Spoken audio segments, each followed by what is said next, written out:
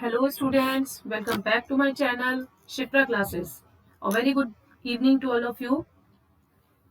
जैसा कि आप सबको पता है कि हम टीचिंग एप्टीट्यूड पढ़ रहे हैं। ये आज हमारा फोर्थ सेशन है, फोर्थ टॉपिक है, टॉपिक नंबर 4 टीचिंग एप्टीट्यूड हम पढ़ रहे हैं। टीचिंग एप्टीट्यूड में आज हम क्या पढ़ने वाले हैं वो हम बताएंगे आपको अभी। देखिए, असेसमेंट इवेल्युएशन आज हम पढ़ने वाले हैं। असेसमेंट इवेल्युएशन, आई होप आपको मेरे पीछे के टॉपिक्स क्लियर हो गए होंगे। मैं आप लोगों के लिए ऐसे टॉपिक्स लेकर आ रही हूँ जो एग्जाम पॉइंट ऑफ व्यू से वेरी वेरी इंपॉर्टेंट है।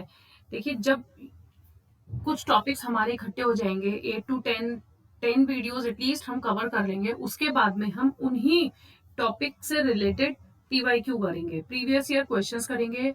उनसे रिलेटेड क्वेश्चंस किस तरीके से एग्जाम में पूछे जाते हैं। जो बच्चे फर्स्ट टाइम नेट का एग्जाम दे रहे हैं, आई होप उनको थोड़ा सा कॉन्सेप्ट क्लियर होने चाहिए कि कॉन्सेप्ट के साथ साथ हम प्रीवियस ईयर क्वेश्चंस भी डिस्कस करने वाले हैं। तो जिससे आपको क्या होगा, टॉपिक बहुत अच्छे से समझ में आएगा कि हाँ, टॉपिक से किस तरीके से क्वेश्चंस एग्जाम में पूछे जाते हैं। क्योंकि time to time NTA NET का जो लेवल है वो अप होता जा रहा है, तो क्वेश्चंस जो हैं घुमा घुमा के पूछे जाते हैं, लेकिन आता सब इसी में से है। तो आपको ये पता भी होना चाहिए कि कंटेंट के साथ साथ हमें पीवाईक्यू की भी प्रैक्टिस करते रहनी है। तो इसके बाद जब ये कुछ टॉपिक्स हम टीचिंग एप्टीट्यूड के कवर कर लेंगे तो हम उसके बाद में पीवाईक्यू पढ़ेंगे। ठीक है, चलिए स्टार्ट करते हैं हम आज का discussion. Assessment evaluation, what is assessment evaluation. देखिए, असेसमेंट सबको पता है कि असेसमेंट क्या होता है, कि किसी चीज को चेक करना, असेसमेंट करना। बच्चे का असेसमेंट करते हैं, हम इवेलुएट करते हैं। Clear, appropriate and fair interpretation is required to make sense of assessment result. जब हम कोई भी रिजल्ट तैयार कर रहे हैं तो वो सबसे पहले क्लियर होना चाहिए, एप्रोप्रिएट होना चाहिए, ठीक होना चाहिए, फेयर होना चाहिए। मीन्स किसी के साथ कोई बायस्ड नहीं होना चाहिए कि आपको कोई बच्चा पसंद है तो आपने उसको मार्क्स ज्यादा दे दिए, या कोई बच्चा पसंद नहीं है तो उसे कम दे दिए। ऐसा नहीं होना चाहिए। असेसमेंट में किस चीज की रिक्वायरमेंट होती है कि जो भी आप इंटरप्रेट कर रहे हैं वो एक क्लियर, एप्रोप्रिएट और फेयर होना चाहिए। इस तरह से आपका असेसमेंट का इवेल्युएशन होना चाहिए। Instructors must be able to analyse test results accurately. जो इंस्ट्रक्टर्स होते हैं, मीन्स जो टीचर्स होते हैं, वो इस चीज में एबल होने चाहिए कि किस तरीके से आपको टेस्ट जो आपने लिया है उसके रिजल्ट को किस तरह से एक्यूरेटली एनालाइज करना है एंड क्लियरली कन्वे करना है उस रिजल्ट को स्टूडेंट्स और पेरेंट्स तक, in order to educate effectively, ताकि आप बच्चों को अच्छे से इफेक्टिवली एजुकेट कर पाए। तो इवेल्युएशन एक क्लियर होना चाहिए, अप्रोप्रिएट होना चाहिए, फेयर होना चाहिए, और जो रिजल्ट आप बना रहे हैं वो इस तरह से एक्यूरेट आपको बनाना है कि आपका जो एजुकेशन है वो इफेक्टिव वे में पेरेंट्स और स्टूडेंट्स तक दिखाई दिया जा सके। चलिए अभी हम पढ़ते हैं कि कितने तरीके के असेसमेंट होते हैं। असेसमेंट इवेल्युएशन में हम पढ़ने वाले हैं सबसे पहले फॉर्मेटिव एंड समेटिव असेसमेंट। देखिए, formative assessment and summative assessment, इसमें से एक क्वेश्चन आपका जरूर बनकर आता है। इसके मैं की पॉइंट्स ही लाई हूँ, आपके लिए थ्योरी नहीं लेकर आई हूँ कि आपको ये कहूं कि आप थ्योरी पढ़िए। थ्योरी पढ़ने के लिए बुक्स बहुत हैं, आप बुक्स से पढ़ सकते हैं, लेकिन हमें कम समय में ज्यादा से ज्यादा कंटेंट तैयार करना है, ज्यादा से ज्यादा सिलेबस कवर अप करना है। तो इसलिए हम पॉइंट टू पॉइंट बात करेंगे अपनी हर वीडियो में। तो सबसे पहले हम डिस्कस करते हैं formative assessment. Formative assessment for learning, summative assessment of learning.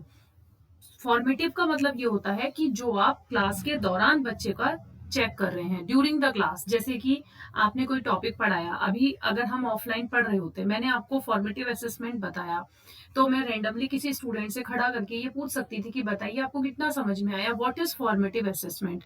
तो उसके आंसर पे डिपेंड करता है कि बच्चे को कितना समझ में आया। हो सकता है कि बच्चा मुझे पूरा आंसर सही प्रोवाइड कर दे, या ऐसा भी हो सकता है बच्चा 50% आंसर दे और 50% आंसर ना दे पाए। तो उससे मुझे ये समझ में आएगा कि बच्चे को ये टॉपिक कितने हद तक समझ में आया है। तो फॉर्मेटिव असेसमेंट होता है ड्यूरिंग द क्लास, क्लास के दौरान। जो इसमें मार्क्स और ग्रेड्स होते हैं ये इस जजमेंट पे नहीं दिए जाते, क्योंकि क्लास के दौरान हो रहा है। आप जस्ट एक क्वेश्चन पूछ रहे हैं बच्चे से कि आपको कुछ समझ में आया, क्या समझ में आया, आप डिस्कस कीजिए। तो इसमें मार्क्स और ग्रेड्स प्रोवाइड नहीं होते हैं जब हम फॉर्मेटिव असेसमेंट बच्चे का कर रहे होते हैं। During teaching educators can understand the reactions of learners and modify sessions as per situation, improvement can be done. देखिए, जब हम टीचिंग के दौरान फॉर्मेटिव असेसमेंट करते हैं तो हम जो टीचर्स होते हैं, जो एजुकेटर्स हैं, वो ये समझ जाते हैं लर्नर्स का रिएक्शन देखकर कि लर्नर्स को कितना समझ में आया है। अगर बच्चा कुछ अटक अटक के बात कर रहा है, एग्जैक्टली आंसर नहीं दे पा रहा है, तो हम उसकी रिएक्शंस को देख के समझ जाएंगे कि हाँ हाँ, अभी हमें अपने सेशन में मॉडिफिकेशन की जरूरत है एज पर सिचुएशन, कि बच्चे को कितना समझ में आया, अब हम इसमें क्या इम्प्रूवमेंट कर सकते हैं। तो during teaching, educators can understand the reactions of learners and modify sessions as per situation. Improvement can be done. तो आप जो है टीचिंग के दौरान फॉर्मेटिव असेसमेंट में अपने आप को इम्प्रूव कर सकते हैं।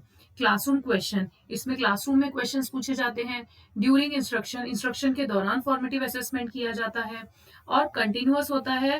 देखिए क्वेश्चंस इस तरीके से पूछे जाते हैं, कुछ उसमें टैग वर्ड्स होते हैं, जैसे कि क्वेश्चन में अगर कंटिन्यूअस आ जाए, ड्यूरिंग आ जाए, ऑनगोइंग आ जाए, इट मीन्स वहां पर फॉर्मेटिव असेसमेंट की बात हो रही है। क्वेश्चन में कुछ ऐसा लिखा हो फॉर लर्निंग, तो आप समझ जाएंगे कि ये फॉर्मेटिव असेसमेंट की बात हो रही है। ड्यूरिंग द क्लास, तो ये सारे जो टैग वर्ड्स कहते हैं इनको, टैग वर्ड्स मीन्स कि क्वेश्चन में अगर आपको कुछ ऐसा वर्ड दिखाई दे तो आप तुरंत, आपके माइंड में स्ट्राइक होना चाहिए कि इस क्वेश्चन में फॉर्मेटिव असेसमेंट की बात की जा रही है।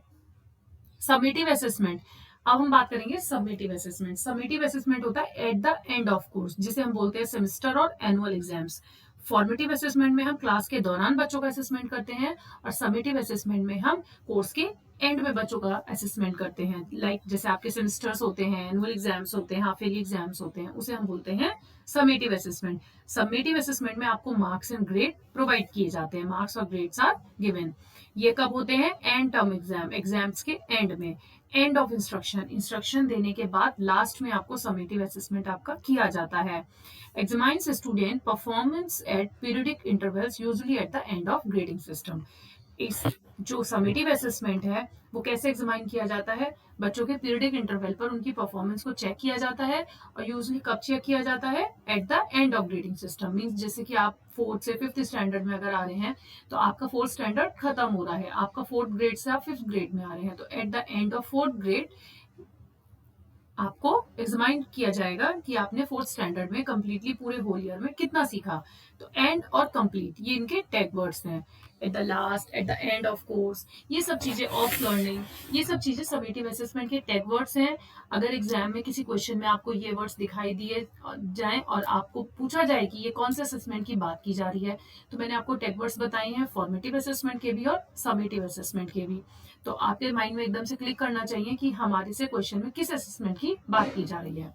तो ये हुआ formative and assessment. Thank you for watching for the today.